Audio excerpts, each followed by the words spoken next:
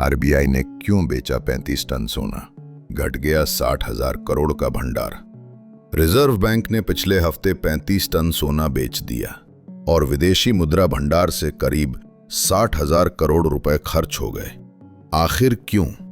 क्या देश की अर्थव्यवस्था पर कोई दबाव है या ये एक सोचा समझा कदम था? चलिए समझते हैं कि भारत के विदेशी मुद्रा भंडार में अचानक ये गिरावट आई क्यों और इसका मतलब क्या है। हर हफ्ते रिजर्व बैंक अपने फॉरेन एक्सचेंज रिजर्व्स यानी विदेशी मुद्रा भंडार के आंकड़े जारी करता है। ये वही रकम है जो देश मुश्किल समय में अपनी मुद्रा यानी रुपए को स्थिर रखने के लिए इस्तेमाल करता है। 24 अक्टूबर को खत्म हुए हफ्ते में आरबीआई का विदेशी मुद्रा भंडार 6.92 अरब डॉलर घट गया, यानी लगभग 60,000 करोड़ रुपए की कमी। इतना ही नहीं, बैंक को अपने सोने के भंडार से भी हिस्सा बेचना पड़ा। अब सवाल है, आरबीआई को ऐसा करने की जरूरत क्यों पड़ी? सीधा जवाब, रुपया डॉलर के मुकाबले लगातार गिर रहा है।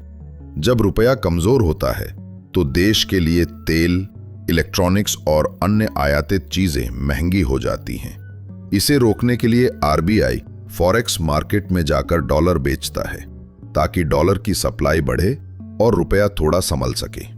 इस बार स्थिति कुछ ज्यादा गंभीर थी, इसलिए रिजर्व बैंक ने न सिर्फ डॉलर बल्कि 35 टन सोना भी बेच दिया। इससे करीब 3 अरब डॉलर की वैल्यू कम हुई। इस दौरान विदेशी मुद्रा संपत्तियों में 3.86 अरब डॉलर की गिरावट आई और आईएमएफ से जुड़ी स्पेशल ड्रॉइंग राइट्स एसडीआर में भी कमी दर्ज हुई। यानी आरबीआई ने जानबूझकर बाजार में पैसा छोड़ा ताकि रुपया ज्यादा न गिरे और निवेशकों का भरोसा बना रहे। भारत के विदेशी मुद्रा भंडार में सिर्फ डॉलर नहीं होते, इसमें शामिल हैं विदेशी मुद्राएं जैसे डॉलर, यूरो, येन, सोने का भंडार और आईएमएफ में जमा संपत्तियां। अक्टूबर के आखिर तक आरबीआई के पास अब भी 800 टन से ज्यादा सोना है, जिसकी कीमत करीब 105 अरब डॉलर है।